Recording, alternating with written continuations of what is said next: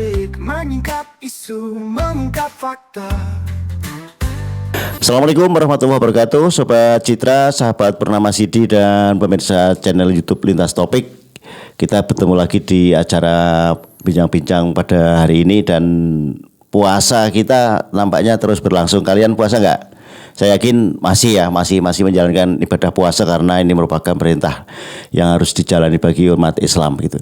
Dan apa sih yang dirasakan ketika puasa? Selama ini banyak banget orang-orang yang mengatakan, aku kalau puasa kok lemes ya, terus kalau nggak sahur gimana gitu kan. Nah, ini pemandangan yang umum dari tahun ke tahun, dari generasi ke generasi, kalau puasa itu keluarnya menjadi lemes. Tapi sebetulnya banyak juga hal-hal yang lebih urgent ya, karena secara medis memang puasa itu menjadi detoksifikasi ya, untuk banyak hal yang bisa dilakukan. Banyak penyakit yang itu sembuhnya justru pasien itu harus puasa.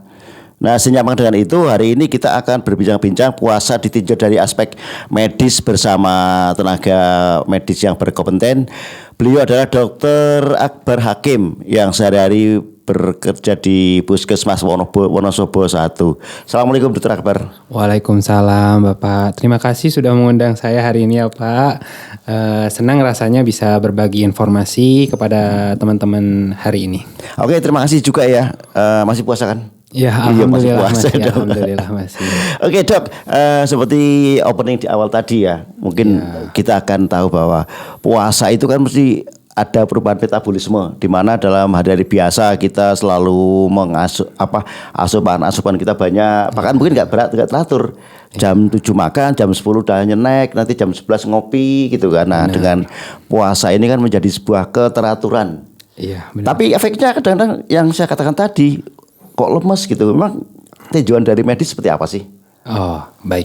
Jadi memang di selama bulan puasa ini ada keteraturan pola makan, di mana pola makan kita itu dibagi menjadi dua, yaitu jam 4 dini hari dan nanti mungkin baru makan lagi 12 jam lebih, yaitu sekitar jam 6 sore, di mana berarti ada 12 jam lebih kondisi perut nggak ada makanan sama sekali. Sementara di lain sisi asam lambung tubuh kita itu akan memproduksi asam lambung dengan otomatis, tidak beratur ada makanan atau tidak begitu. Nah, perubahan dari pola makan ini kan menimbulkan asam lambungnya tidak berguna gitu, sehingga menimbulkan ada yang mungkin riwayat sakit asam lambung jadi sakit, kemudian bisa jadi kembung perutnya, dan juga kalau dari tinjauan lemasnya karena gula darahnya akan dipakai secara maksimal. Hal ini justru baik kalau gula darahnya. Nah, mungkin yang menjadi masalah justru asam lambungnya. Bagaimana kita menyiasati asam lambung yang tinggi selama makanan tidak masuk ini. Oh gitu. Dan asam lambung itu sendiri setiap orang yang merasakan atau bisa jadi hanya hanya pasien-pasien tertentu atau orang-orang yang punya potensi dengan asam lambung? Sebenarnya semua orang, hampir semua orang ketika pola makan berubah, asam lambung tidak bisa langsung mengikuti. Jadi perlu adaptasi. Dan kemungkinan di beberapa orang justru jatuh di kondisi sakit gitu. Jadi kita bakalan membahas gimana caranya kita mengetahui kita punya sakit lambung dan gimana tindakan kita gitu selanjutnya setelah mengetahui hal tersebut. Oh gitu. Dok, mungkin bisa di-spill sedikit nih. Selama ini kan kita dengar asam lambung gitu kan. Ya. Tapi secara teknis sendiri asam lambung itu apa? Mungkin belum banyak yang tahu gitu. Mungkin bisa disampaikan ke pendengar maupun pemirsa Lintas Topik. Jadi asam lambung itu sebenarnya secara umum ada dua.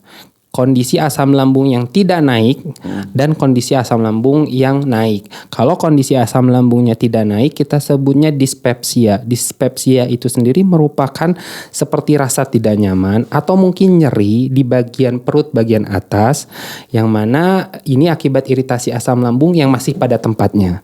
Sementara kalau misalkan asam lambung tersebut sudah naik ke bagian atas, ke bagian kerongkongan, dada terasa panas, mulut terasa pahit, kondisi tersebut sudah kita sebut dengan GERD atau gastroesophageal reflux disease, penyakit asam lambung yang naik ke bagian atas. Oh gitu. Nah, Yang dirasakan biasanya apa ya bagi pasien atau orang-orang yang terkena asam lambung ini? Yang dirasakan yang pertama nyerinya nyeri di lambung yang pasti. Kemudian apabila terjadi reflux ke bagian atas tadi nyeri terasa panas. Sampai Iya, dada itu ya? terasa panas. Bahkan orang-orang panik menganggap ada penyakit jantung gitu takutnya. Oh gitu ya, asumsinya jantung. Asumsinya jantung, padahal asam lambung gitu. Kemudian tadi mulutnya terasa pahit. Nah sebenarnya kalau misalkan sudah nyampe ke atas, ini ada anatomi lainnya yang terganggu, namanya sekat esofagus dan lambung. Sekat esofagus dan lambung ini kalau terjadi kerusakan satu kali, kita pemulihannya cukup lama. Sekat ini itu akan mudah sekali longgar saat kita tidur. Saat kita tidur, otot-otot rileks, sekatnya rileks, asam lambung naik. Jadi sehingga asamnya itu atau rasa mulut pahitnya itu dirasakan saat bangun tidur gitu. Kemudian kalau misalkan sakit tenggorokan sampai sulit menelan gitu, karena asam lambung tadi itu merusak kalau tidak di tempatnya, kan seperti namanya asam lambung. Kalau sampai berpindah tempat ke kerongkongan atau ke mulut, merusak bagian-bagian tersebut. Gigi juga bisa keropos begitu. Oke. Loh, sekarang kalau misalnya yang mereka punya potensi untuk kena asam lambung, itu biasanya di usia berapa? Di usia sebenarnya mulai dari usia produktif. Mulai dari usia produktif umur 20 ke atas. Ya. Bahkan anak SMA pun tidak menutup kemungkinan ada kecenderungan untuk terkena penyakit asam lambung. Contohnya sedang menghadapi ujian gitu, stres gitu ya. Lupa makan, tidur tidak teratur, makan juga lupa. Jadi ada kemungkinan, apalagi ditambah kondisi saat ini berpuasa, yang mana wajib nggak makan gitu 12 jam lebih. Yang tadinya mungkin kalau misalnya sedikit lagi lapar dikit langsung masuk makan, bisa makanan, gitu bisa ya. ngemil, asam lambungnya turun kan dengan sendirinya. Ini nggak bisa kita. Jadi harus disiasatin gitu. Kita harus mempersiapkan dirilah untuk puasa kali ini gitu. Oh gitu. Nah dok, saya kok tertarik ketika ini kita sudah mulai puasa. Sementara puasa di samping jelas dalam tinjauan agama kan itu memang sebuah kewajiban, tapi juga ada implikasi kesehatan. Ada implikasi kesehatannya. Banyak nggak sih pasien-pasien di Puskesmas Wonosobo 1 selama awal Ramadan ini yang kena penyakit asam lambung? Nah, sebenarnya ini bukan cuma di Puskesmas Wonosobo 1 ya, hampir di seluruh Indonesia atau mungkin bahkan hampir di seluruh negara yang mayoritas muslim menjalankan muslim, trennya akan naik saat bulan puasa ini gitu. Dan tadi sudah disebutkan ya kan, berpuasa ini sebenarnya baik banget. Dimana tadi saya sebutkan di awal ya, gula darah kita itu dipakai maksimal gitu. Jadi kondisi di mana gula darah dipakai maksimal ini menyebabkan kita tidak resisten insulin, yang mana nanti lebih bahaya dalam penyakit contohnya diabetes. Nah, di lain sisi memang bukan mau dibilang mudarat ya, tapi lebih ke sedikit efek samping, asam lambungnya akan naik gitu. Dan itu hal yang menurut saya normal. Kita bisa mempelajari dan menanganinya gitu. Oh gitu ya. Enggak, tadi mungkin karena Dokter Akbar ini kan dinasnya di Puskesmas Wonosobo 1 ya. Iya, banyak. Kali untuk Wonosobo ada peningkatan nih di bulan awal-awal Ramadan baru. Peningkatan. Ini kan baru awal Ramadan nih. Iya, di awal bulan Ramadan aja sekitar kemarin saya di poli umum. Poli umum itu sekitar ada 20 sampai 30 pasien per hari. Per hari. Terus kemudian tadi di poli remaja, anak dan remaja itu sekitar ada 15 pasien. Dan itu trennya gimana biasanya sampai mendekati akhir Ramadan ini? Enggak. Justru ini di awal-awal aja. Di awal-awal saja. Trennya di awal. Gitu. Biasanya relatif udah menemui dokternya, udah menemuin udah menemuin dokter, udah mungkin saling bertukar informasi juga ke teman-temannya, cara yang kemarinnya kena asam lambung kemudian bertukar informasi sama teman-temannya gitu. Jadi relatif nanti mendekati Idul Fitri ya? Relatif sudah berkurang pasien-pasiennya. Artinya itu hanya gejala di awal-awal Ramadan karena mungkin tubuh belum adaptasi Tapi tidak menuntut kemungkinan juga sampai jatuh ke kondisi tidak berpuasa atau bahkan masuk rawat inap bisa ada kemungkinan untuk terus. Cuman itu nggak semuanya ya. Misalnya kayak saya selama puasa ya fine aja, nggak pernah kena gitu kan. Iya. Itu apa yang menyebabkan? Karena memang kondisi tubuh atau memang ada faktor lain dalam tubuh orang itu? Sebenarnya kebiasaannya Pak ya, balik ke kebiasaan. Contohnya saja pada saat berbuka maupun sahur itu kita tidak boleh konsumsi makanan yang pedas yang pertama. Tidak boleh konsumsi makanan yang bersantan, asam, itu tidak boleh, atau berkafein. Ya, pada orang-orang ini mungkin kecenderungannya pedesnya berlebihan, suka makanan bersantan, mungkin hari itu lagi Masa makannya opor. sama kolak Yeah. gitu kan, jadinya berlebihan. Terus minumnya santannya. kopi ya? Minumnya kopi lagi. Sempurna itu. Jadinya ya tidak teliti aja dalam memilih makanan berbuka maupun makanan sahurnya gitu. Artinya kan gini dok, banyak pantangan ya. Bukannya pantangan, tapi rambu-rambu selama puasa itu sebetulnya pola makan betul-betul harus diatur. Harus diatur, benar sekali. Sekarang persoalannya ketika kita buka puasa itu ibarat kayak dendam ya. Ketika seharian sudah gak puasa, terus aduh ketika lihat kolak itu kok begitu menggoda, lihat gorengan begitu menggoda gitu kan. Iya. Sebetulnya apa sih makan makanan yang direkomendasikan untuk mencegah asam lambung paling tidak? Oh iya, baik, yang pertama itu saat berbuka puasa pastikan yang terpenuhi utamanya bukan makanan ya, tapi kebutuhan cairan. Yang 12 jam kosong ini yang dikejar untuk terpenuhi dulu itu bukan makanan dulu, justru minum secukupnya gitu ya.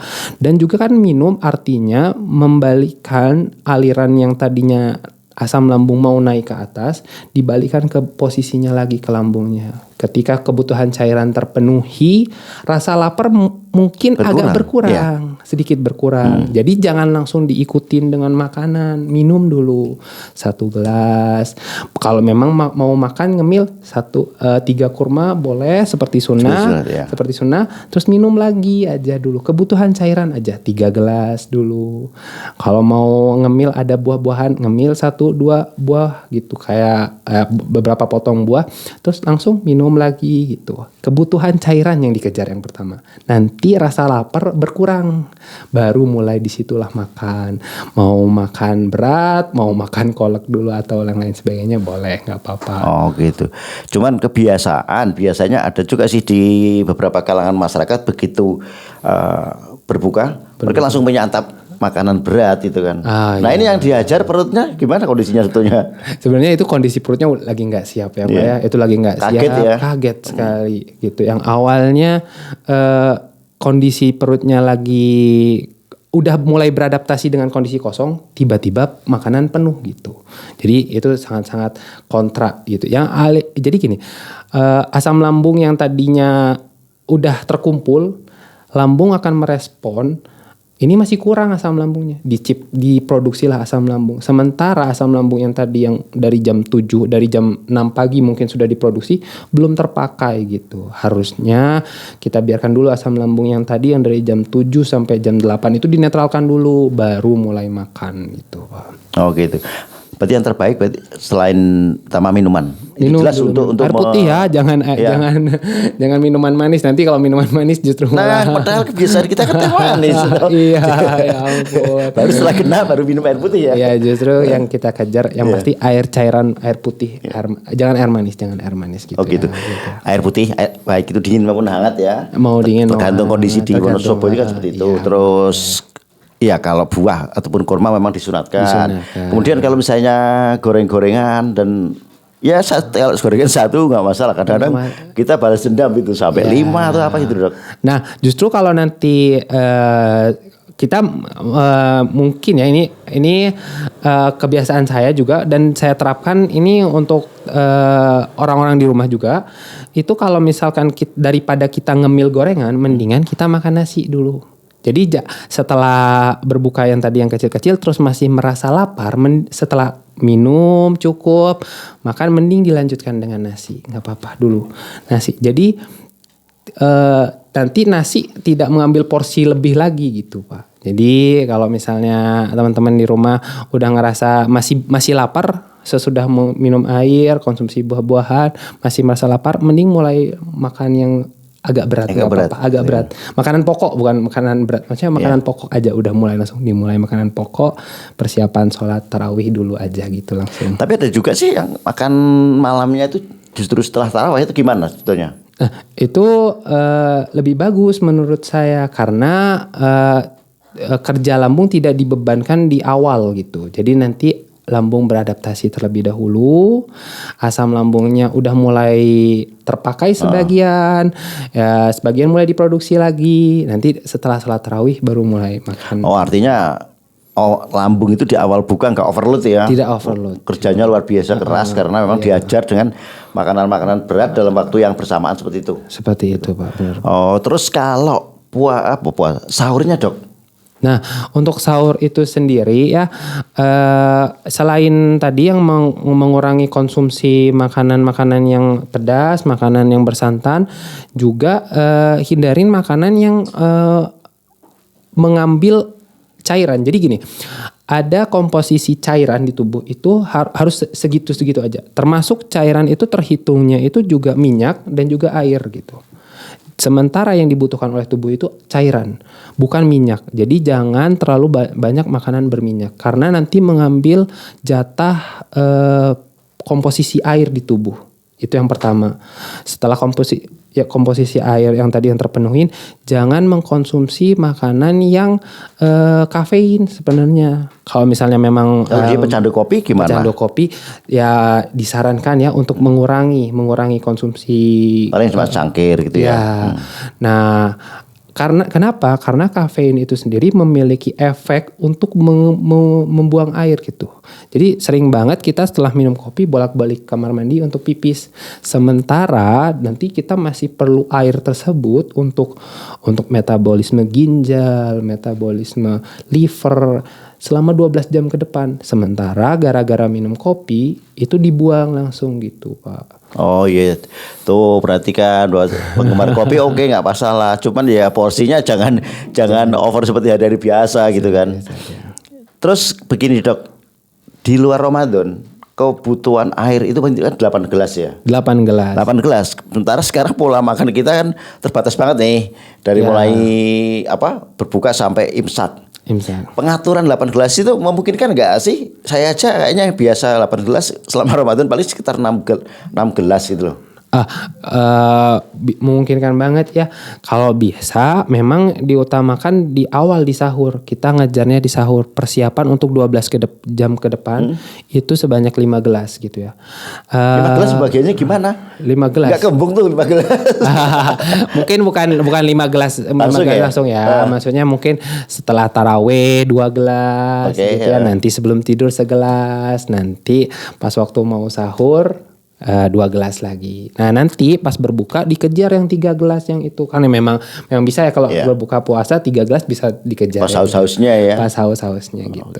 Dok tadi kan disampaikan kalau bisa air putih, jangan minuman manis. Iya. Kalau misalnya teh tawar gimana? Kalau teh tawar mungkin lebih baik dibandingkan teh manis lah gitu ya. Nggak apa-apa. Dibandingkan teh manis mungkin kan orang-orang merasa aromanya mungkin lebih nyaman gitu, nggak apa-apa. Dibandingkan tadi yang manis-manis sebenarnya lebih baik nggak apa-apa kalau memang orangnya suka teh tawar aja gitu. Oh begitu. Nah berarti gini teman-teman sekalian, ketika kalian belum terbiasa dengan air putih, ya udah gitu mulai aja dari teh tawar. Teh tawar ya, karena mungkin juga tidak setiap orang suka dengan melihat air putih kan. Iya mungkin. Biasanya air putih itu hanya sebagai minuman selingan, bukan minuman utama. Oh iya benar. Dok, kalau misalnya mereka sudah kena nih selama bulan puasa, bagaimana pengobatannya? Nah pengobatannya itu kalau misalkan masih gejalanya, contohnya dok nanti biasanya jam 12 ke atas ini dok saya mulai ngerasa perutnya perih. 12 siang? 12 siang ke atas. Nah biasanya itu nanti kita kasih minum obatnya pas beneran sebelum berbuka aja. Ada namanya obat antasida. Biasanya kalau ya banyak lah orang pasti tahu antasida, tablet kunyah biasanya. Sebelum berbuka kita kasih dulu. Maksudnya sebelum berbuka, sebelum makan besar, Jadi misalnya lagi berbuka awal itu ya. Ya benar, minum dulu. Setelah itu minum obatnya dikunyah 15 menit sampai 30 menit. Dok, ya? Enggak pahit, enggak pahit. Memang tidak nyaman, tapi memang tidak nyaman. Saya bayangkan obat kunyah mendingan langsung ditelan aja. Oh iya gitu. Nanti sekali saya tanya nih, ngomong saya ingat obat kunyah itu Iya. lebih efektif mana, dikunyah atau dengan ditelan iya. langsung? Nah itu nanti. Ini jadi saya ingat dulu masalah obat-obatan. Jadi obat-obatan itu memang kalau memang dia harus dalam bentuk tablet dan ditelan langsung, memang harus ditelan langsung. Bahkan kalau misalkan dia digerus, efektivitasnya berkurang justru. Puyar itu ya? Ya, justru efektivitasnya berkurang. Sebaliknya, kalau misalkan obat tersebut disarankan untuk dikunyah, tapi langsung kita minum, efektivitasnya berkurang. Penjelasannya, kenapa obat tablet untuk asam lambung itu biasanya dikunyah, karena dia mau menggeruskan, kemudian dia dilumurin di seluruh dinding mulut dulu. Nanti setelah dinding mulut semuanya terambil asamnya, baru dia balik ke perut gitu. Jadi itu di situ fungsinya kenapa harus dikunyah gitu. Begitu juga mungkin dengan obat tablet lainnya. Selain itu pembuluh darah di mulut ini bisa menyerap langsung ke darah. Jadi dia tidak perlu dicerna di perut dulu. Jadi langsung diambil sama pembuluh darah di mulut begitu. Oh gitu. Jadi ada proses-proses mulai dari mulut ya. Nggak langsung ditelan diproses di perut gitu enggak ya? Tidak semuanya proses obat itu terjadi hanya di lambung, tapi di mulut pun sudah ada mekanisme pengambilan pemanfaatan gitu ya dari obat-obat tersebut. Oke Dok, lanjut tadi yang mungkin sempat terpotong bagaimana dengan pengobatan mereka yang sudah kadung kena. Oke. Jadi kalau misalnya tadi udah jam 12 ke atas, keluhannya biasanya nanti cukup satu obatnya, antasida kita berikan sebelum makan besar. Ya. Terus kalau misalkan keluhannya misalnya udah mulai kumat sekitar jam 8 pagi. Ini mulai menimbulkan masalah. Repot karena itu pasti pagi udah kena ya. Jam 8 pagi udah mulai masalah, jam 12 siang mungkin aja dia udah masuk ke IGD karena sakit perutnya gitu. Jadi nanti ya, untuk hari itu saya sarankan apabila tidak berpuasa dulu, membatalkan saja dulu, terus nanti datang langsung konsultasi dengan dokternya. Setelah itu nanti saat berbuka puasa 2 obat. Jadi ada yang namanya proton pump inhibitor. Suatu jenis obat yang jangka panjang, lebih panjang dibandingkan antasida. Jadi kerjanya 12 jam. Proton itu fungsinya apa? Untuk menghambat sekresi dari asam lambung itu sendiri. Ya, jadi obat tersebut bekerja 12 jam seperti kita waktu puasa, seperti pas banget saat waktu kita puasa ya, pas-pasan lah, lebih 2 jam lebih dikit. Dan itu untuk orang-orang yang kurang dari 12 jam 12 mungkin kita udah mulai pertimbangkan untuk pemberian 2 obat. Beda lagi halnya sama yang ketiga. Kalau orangnya baru jam 8 sudah kena, udah sakit, muntah. Oh gitu. Iya. Itu kena beneran apa cuma alasan ya? Saya juga curiga kayak gitu ya. Enggak ya. Mudah-mudahan. Artinya jam 8 kena itu memungkinkan kan? Mungkin ada. Iya. Mungkin jam 8 nyeri perutnya terus kemudian muntah. Nah, ini berarti kita harus pertimbangkan 3 obat. 3 obat itu antihistamin ditambahkan. Dia menurunkan gerak usus. Jadi jangan terlalu banyak lah bergerak. Jadi harusnya Petres? Enggak, bukan, maksudnya ada namanya gerak peristaltik. Peristaltik itu akan diturunkan dengan antihistamin 2 namanya. Jadi mual muntahnya juga diredakan, asam lambungnya diredakan. Antasida yang tadi itu sebagai pelindung dari asam lambungnya. Jadi pakai 3 kalau sampai mual muntah. Kalau cuma nyeri jam 8 sudah mulai nyeri, kita pakai 2 biasanya. Kalau jam 12 ke atas sudah dekat-dekat waktu buka gitu ya, biasanya cuma 1 aja. Biasanya periodisasi untuk kambuh ya, mereka kumat ataupun merasa ada serangan asam lambung itu jam 8, jam 12. Jam 12. Atau ada nggak nanti menjelang buka jam 3? Menjelang buka juga ada gitu. juga. Tapi yang berarti kalau udah jam 12 menjelang buka mungkin ya memang nggak apa-apa gitulah. Masih bisa di cover puasanya ya? Masih di cover, bisa di cover puasanya. Hampir semua orang juga sedikit merasakan tidak nyaman di perut kalau misalnya udah jam 12 ke atas gitu, lemas dan lain sebagainya. Kalau nanti sahurnya sama juga dengan 2 obat itu sendiri atau gimana? Iya, kita terapinya di saat berbuka dan saat sahur. Kita nggak bisa cuman di saat berbuka aja, karena tadi itu balik lagi obatnya bekerja hanya 12 jam.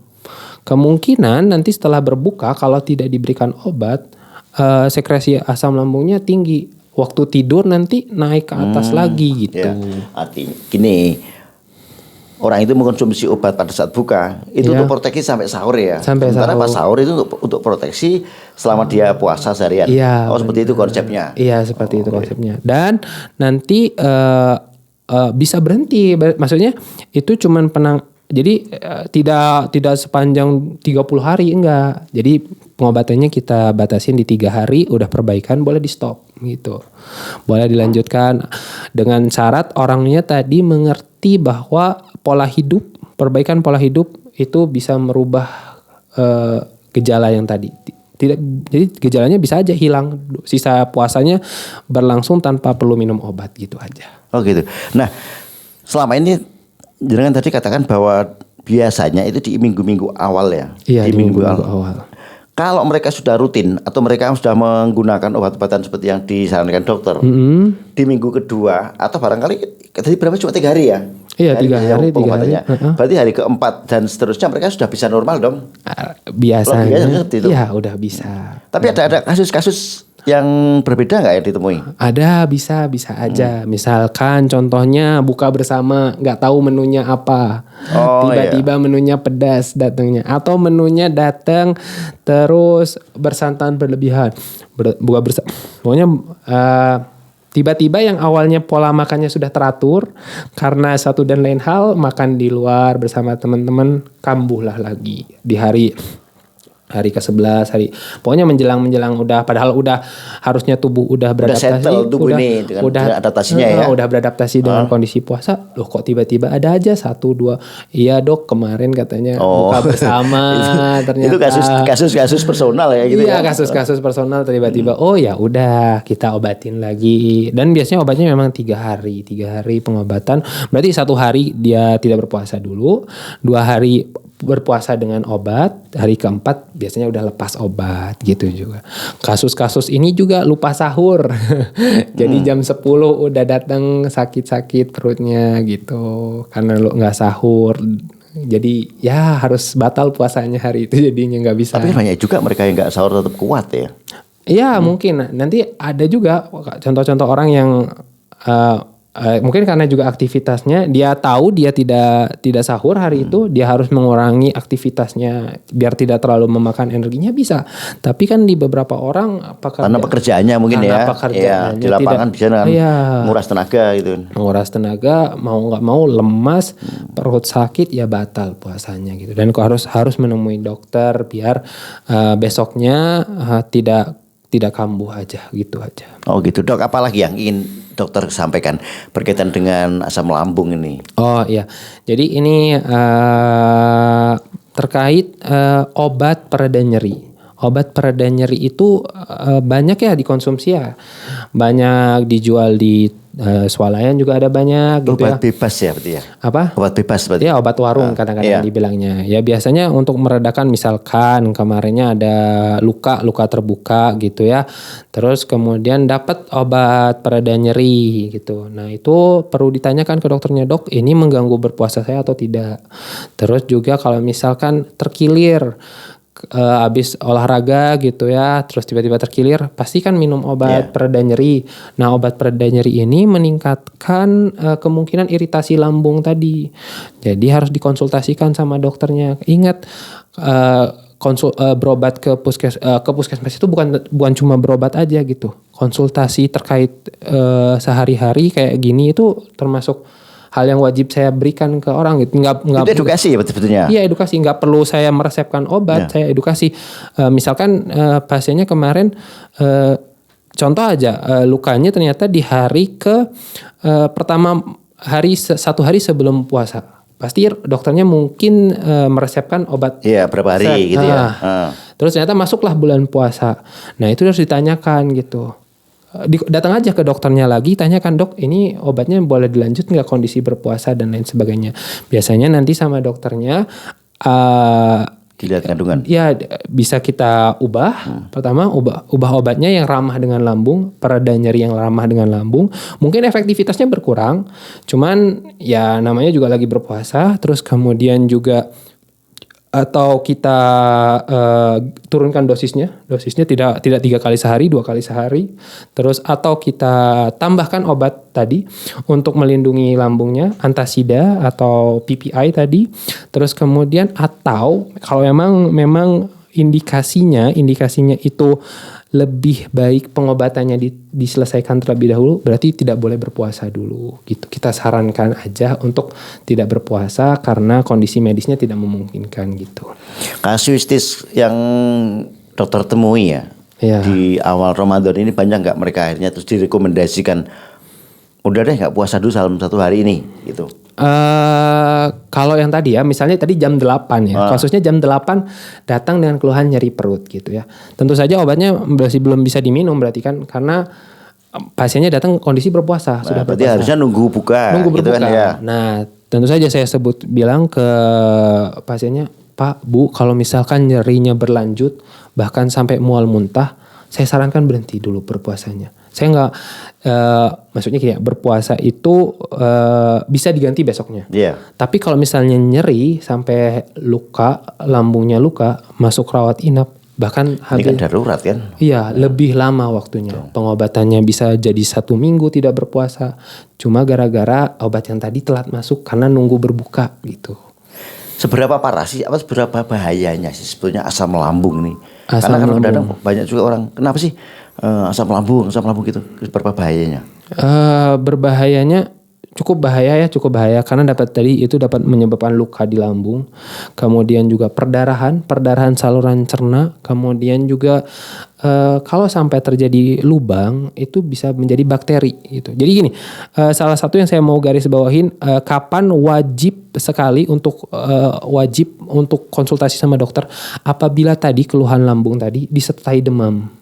Udah itu wajib ketemu sama dokternya karena tanda pasti infeksi. Ada infeksi harus, selain tadi obat-obatan lambung, pasti harus dimulai juga terapi antibiotik. Ada durasi demam yang bisa ditolerir nggak? Kadang-kadang baru sehari kok gitu.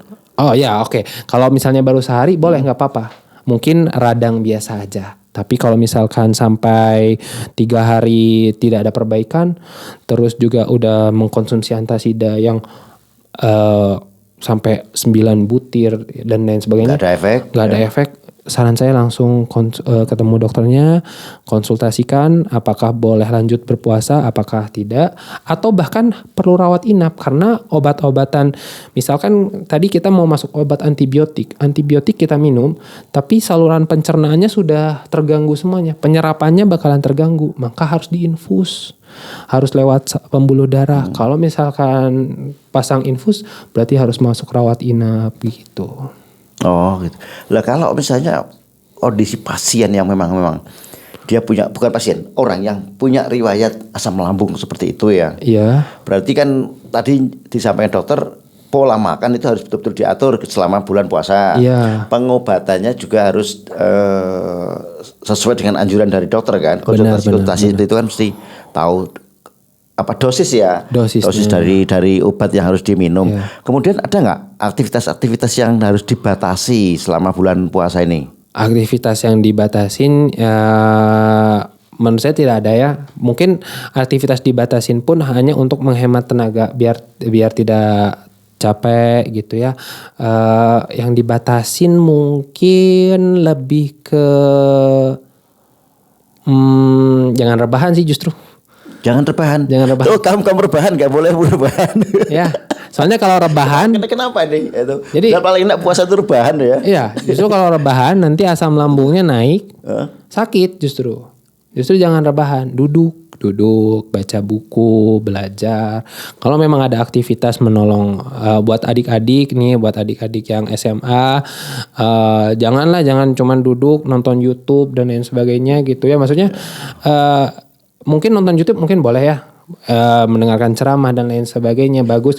Pasif ya, artinya dia duduk pasif ya. Ya, jangan maksudnya duduk tiduran biasanya sambil nonton. Ya, dolanan Mobile Legend itu apa? Iya, nah itu main Mobile Legend itu. Ngabisin waktu gitu kan ngerasa. Nanti lama-lama kok kayaknya agak asem gitu ya, agak terasa tidak nyaman gini. Itu bakalan asam lambungnya udah berarti naik ke atas gitu. Oh gitu. Tapi untuk orang-orang yang sehat gimana dok? Ada nggak antisipasinya? Misalnya saya merasa puasanya oke-oke aja dan tidak ada keluhan gitu. Ya udah nggak apa-apa, dilanjut aja, bagus udah. Enggak, artinya nggak usah konsumsi obat itu apa kan? Nggak usah. Selama jadi gini di dunia kedokteran itu selalu ada yang namanya terapi perubahan pola hidup. Jauh sebelum terapi obat dimulai, kita selalu bilang ke pasien perbaiki pola hidup. Mau itu pasien jantung, mau itu pasien gula, mau pasien itu keluhan asam lambung, perbaikin pola hidup dulu. Biasanya kita kasih waktu. Kalau memang misalnya tadi yang jam 12 siang ke atas itu ya. jam 12 siang. Oke, kita perbaikin aja dulu. Kamu jangan makan pedas, kamu jangan makan yang bersantan aja, nanti bukanya minum obat 1 kali, biasanya besoknya udah normal lagi gitu. Jadi yang terutama ditekankan itu perubahan pola hidup menjadi sehat, itu saja. Jadi kalau misalnya orangnya udah sehat, nggak perlu pakai obat-obatan. Ingat ada kemungkinan karena kondisi perutnya 12 jam lebih tidak ada makanan, maka ingat nanti makannya harus hati-hati, harus bersih, tidak boleh yang tadi yang bersantan, tidak boleh yang asam, tidak boleh yang pedas. Udah selesai. Insya Allah puasanya lancar. Iya. Full. Ini idealnya seperti itu. Idealnya Persoalannya di masyarakat kan sulit banget. Ya. Ibunya sukanya masak dengan santan. Iya. Nah, terus bapaknya atau anaknya juga suka sambel. Ya sudah kan, itu sesuatu yang selalu terhidang di meja dok. Nah Iya. ketika sudah seperti itu, apakah dilarang atau ya paling tidak kurangi deh. Iya, porsinya, jadi gini, gitu. tetap aja kan yang masak di rumah utamanya pasti ibu biasanya. Nah nanti kalau misalkan ibunya kemarin udah masak santan, nanti hari kedua masih santan gitu, opor, terus yang kali ini semur gitu, tambah cola gitu. Jadi mungkin dikasih Jeda saran, iya Bu, nanti sahurnya mungkin jangan pakai yang tadi berbuka, jangan yang santan. Terus juga kalau misalnya hari pertama sudah santan, hari kedua jangan yang bersantan gitu. Terus juga kalau gorengan dibatasin aja gitu ya. Lebih utamakan makanan pokok aja dulu, makanan pokok. Terus juga kalau makanan pedas, misalnya emang udah pecinta pedas banget ya, dikurangin aja. Yang biasanya cabenya 5 gitu mungkin dikurangin 2 gitu ya. aja. Oh, gitu. Itu udah tidak menghilangkan, tapi tetap mengurangi ya. Tetaplah pasti kerasa lah pedasnya dikit-dikit. Cuman ya emang nggak bisa memenuhi hawa nafsu kan, namanya juga puasa, emang harus nahan hawa nafsu juga kan. Karena memang kadang-kadang justru puasa ini masa waktu buka puasa itu menjadi balas dendam. Wah, apa yang dimakan. Padahal seperti yang dikatakan dokter tadi, ketika kita sudah minum 1 gelas itu aja, itu kan sudah, 1 gelas tambah minuman snack kecil gitu kan. Itu sudah kenyang kita kok. Iya udah kenyang. Harusnya memang yang dikejar itu nanti kalau berbuka, ingat ya, yang dikejar yang pertama itu targetnya kebutuhan cairan yang tadi 12 jam nggak terpenuhin itu. Berarti kalau misalnya kalau misalnya harusnya 1 hari itu kita minumnya 8 gelas. Berarti kalau misalnya dihitung setiap jamnya kan berarti hampir berapa ya? Hampir berapa tuh? 8 dibagi per 4, 1/3, berarti 2 gelasnya itu hampir dikejar, 2 gelasnya, hampir 2 gelas. Yang tadi 12 jam itu 2 gelas itu harus dikejar gitu. Di awal buka ya? Di awal buka. Jadi kalau buka puasa itu jangan 1 gelas terus makanannya yang dipenuhin, justru 2 gelas yang tadi yang 12 jam itu dikejar dulu, 2 gelas yang tadi itu dikejar dulu, terus boleh cemilannya gitu. Oh, berarti lebih mengejar gini ya, mengejar ke penggantian cairan karena kita dehidrasi kan. Dehidrasi kondisinya gitu. Ya. Oke dok, sebagai closing statement barangkali ada yang ingin disampaikan dari Dokter Akbar. Oh ya, oke. Jadi ini ya teman-teman semua, puasa ini bisa tetap lancar kok ya. Nggak usah khawatir yang tadi yang kondisinya sudah sehat dilanjutkan puasanya. Memang harus perlu diingat kondisinya ini beresiko untuk terjadi asam lambung tadi. Terus nanti pola hidupnya diperbaikin. Misalkan tadi jangan sampai telat sahur. Yang pertama itu jangan sampai telat sahur.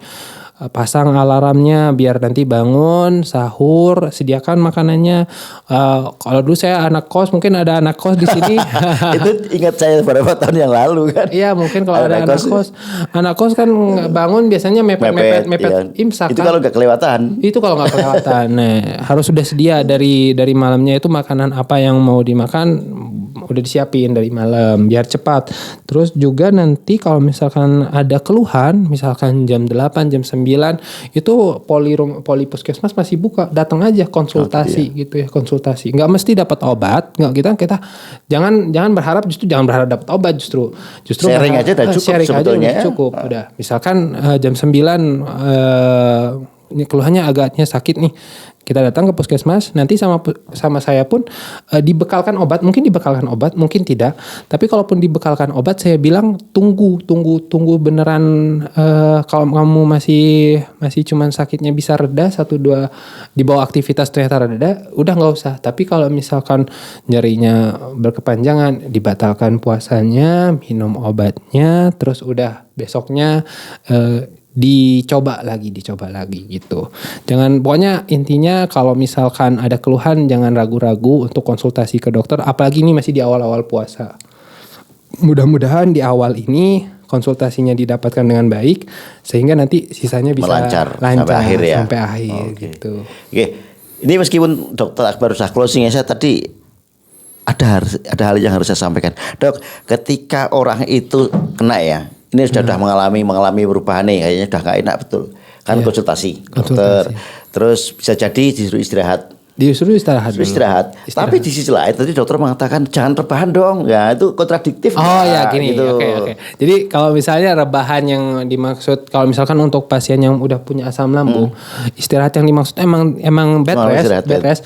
Tapi usahakan istirahatnya itu bantalnya itu ditumpuk sampai 3 gitu. Jadi diposisikan seolah-olah emang seperti duduk. Sandaran gitu ya. Sandaran gitu ya. Terus udahnya itu agar asam lambungnya tidak naik ke atas gitu. Ya emang istirahat, kakinya selonjor kayak di kasur seperti biasanya. Hanya saja nggak boleh datar gitu.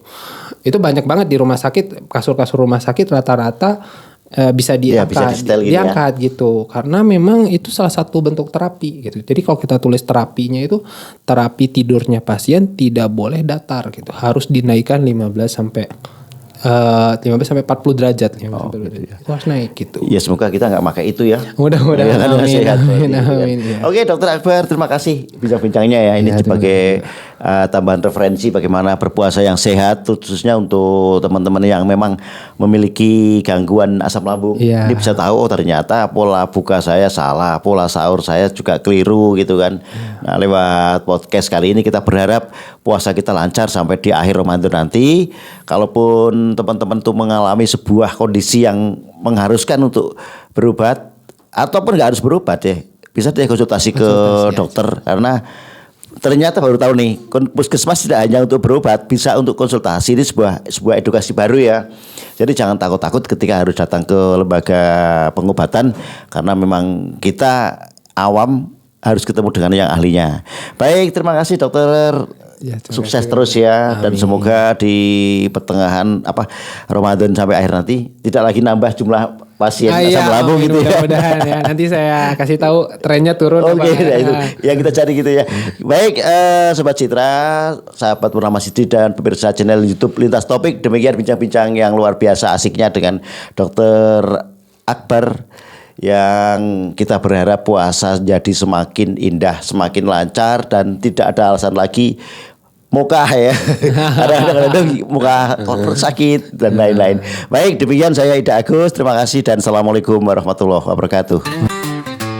Lintas topik, mengangkat isu, mengangkat fakta, selalu baru. Setiap cerita, setiap waktu, kami hadir bawa terang yang satu. Lintas topik, untukmu dan aku, meningkat dunia tanpa ragu.